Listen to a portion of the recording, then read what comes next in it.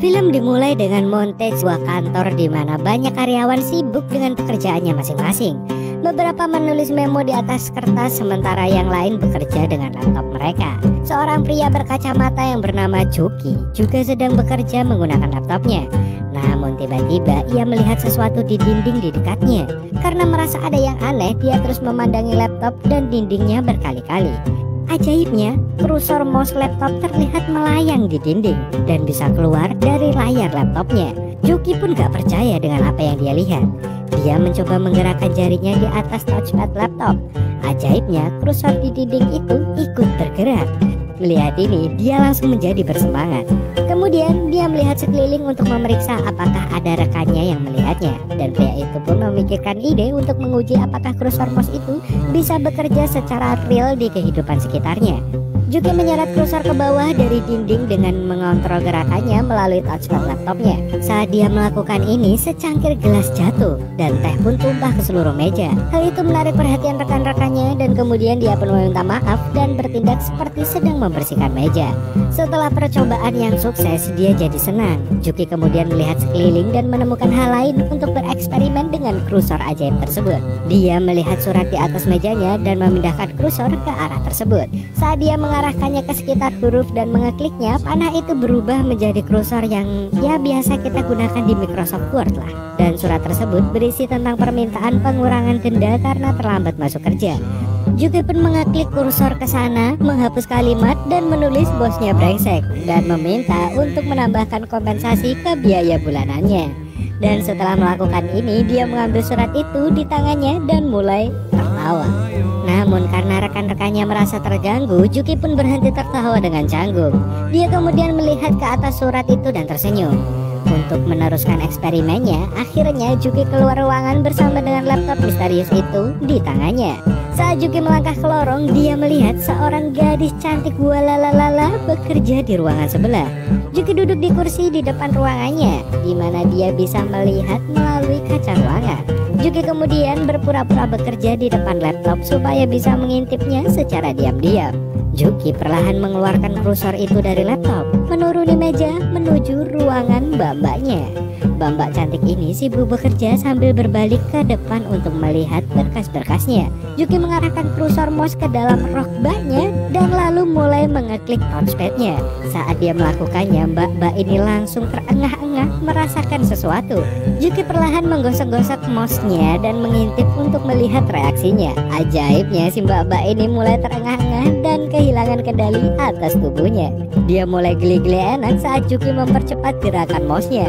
Karena gak kuat, mbak-mbak ini segera bergegas ke kamar mandi untuk melanjutkan keenakannya. Walalala. Setelah kejahatannya di dalam kantor, Juki menuju ke temannya yang sedang berbicara dengan dua orang wanita. Dia meminta temannya untuk ikut dengannya untuk membicarakan rahasia besar yang baru saja dia temukan. Mereka pun pergi ke atap. Juki menceritakan keajaiban laptop yang ia pegang. Juki menunjukkannya dengan mengedit papan yang bertuliskan bank kredit menjadi noobs, clown, dan basta. Melihat hal itu, temannya pun sangat excited dan memintanya melakukan sesuatu pada mobil yang parkir di depan gedung. Juki pun mulai mengedit dan mengecilkan ukuran mobil itu hingga menyusut menjadi mainan. Si teman menjadi sangat bersemangat dan mengatakan kepadanya bahwa dia masih tidak percaya dengan apa yang dia lihat. Sebuah laptop akan memberi mereka peluang tak terbatas dan mereka dapat melakukan apa saja dengannya. Saat si teman terus mengoceh, Juki mengkopi dinding rumah dan menempelkannya di jendela untuk menutupnya dengan dinding.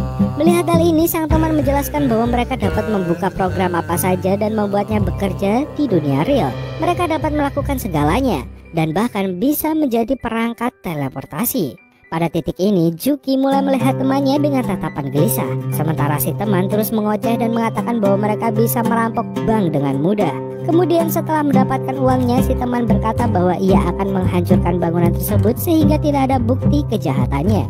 Rupanya Juki tidak menyukai ide dari si teman itu. Sementara itu, di depan gedung, pemilik mobil sedang mencari mobilnya yang tiba-tiba hilang. Namun ketika dia melihat ke bawah, dia terkejut melihat mobil mainan kecil yang mirip dengan mobilnya di tempat parkir. Kembali pada Juki dan si teman yang semakin berambisi bahwa mereka dapat melakukan apa aja dan gak ada orang yang dapat menghentikan mereka. Bahkan dia berencana akan menjangkau siapa saja dan semua penjahat, politisi, dan polisi akan mematuhi perintah mereka. Juki yang mulai ketakutan melihat-lihat laptopnya dan mengklik salah satu icon, lalu menggerakkan kursor mouse untuk membingkai tubuh si temannya. Temannya yang gak sadar terus ngoceh bahwa jika ada yang datang untuk menyerang mereka, Juki dan temannya itu bisa menghapus mereka dan menyelesaikan semua masalahnya. Temannya yang gila itu bahkan berbicara tentang menghapus tentara dengan menekan tombol hapus. Juki terkejut saat mendengar rencana gila temannya itu, dan saat si teman sibuk ngoceh, Juki menekan tombol Ctrl plus X pada keyboardnya, cara untuk menghilangkan objek yang dia pilih. Namun sayangnya saat Juki menekannya, tangan temannya keluar dari area bingkai dan terlepas dari tubuhnya saat temannya menghilang. Melihat hal itu, Juki terkejut dan mulai ketakutan. Tangannya yang terputus jatuh di atas sebuah mobil dengan darah yang bercacaran kemana-mana dan mengakibatkan mobil itu berbunyi. Orang-orang segera berkumpul di sekitar kendaraan dan mulai panik saat mereka melihat tangan dan darah. Mereka berteriak memanggil polisi dan ambulan. Saat Juki melihat ke bawah, orang-orang menatapnya dan mengatakan bahwa Juki adalah pelakunya. Mereka mulai memanggilnya gila dan mengancam akan memanggil polisi. Mereka juga berulang kali memintanya turun dari atap. Setelah mendengar orang-orang itu berteriak padanya, Juki mulai panik dan dia pun memegang laptopnya dan membuka sebuah program. Kemudian melihat ke bawah dan memilih seluruh area di mana orang-orang itu berkumpul di dekat mobil. Dan saat orang-orang meneriakinya, Juki pun langsung menekan tombol cut dan seketika mereka semua menghilang. Juki memeriksa keadaan di bawah dan tidak menemukan orang-orang yang tadi meneriakinya. Setelah takut dengan apa yang dilakukannya, Juki segera meninggalkan tempat itu dengan terburu-buru dan terus melihat ke depan dan belakang. Gak lama kemudian, sebuah mobil datang dari arah berlawanan. Juki meminta si supir untuk menghentikan mobilnya dan meminta tolong untuk mengantarnya pergi ke Kremlin dengan cepat. Namun si supir mengatakan bahwa jalan untuk menuju ke sana sedang macet parah. Juki tetap memohon dan akan membayarnya dengan jumlah berapapun, tapi si supir tetap menolak dan pergi. Saat mobil pergi, Juki mencoba membuka laptopnya dan segera menutupnya saat mobil itu hilang dari pandangannya. Di adegan terakhir, Juki terus berjalan ke depan dan mendekati sebuah bangunan besar.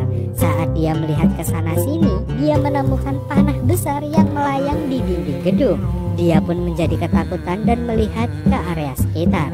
Saat dia mencoba untuk bergerak maju, dia melihat panah kursor di jalanan menuju ke arahnya. Juki mulai terengah-engah dan khawatir. Saat dia perlahan mundur beberapa langkah, kursor itu bergerak lagi ke arahnya lalu menutupinya. Dan saat dia melihat ke arah langit, kursor itu berbunyi klik dan dia pun hancur di tanah. Hal ini menunjukkan bahwa ada orang lain memiliki laptop dengan kekuatan ajaib juga. Dan setelah menghabisinya, kursor itu mulai bergerak keluar dari bingkai dan gelapnya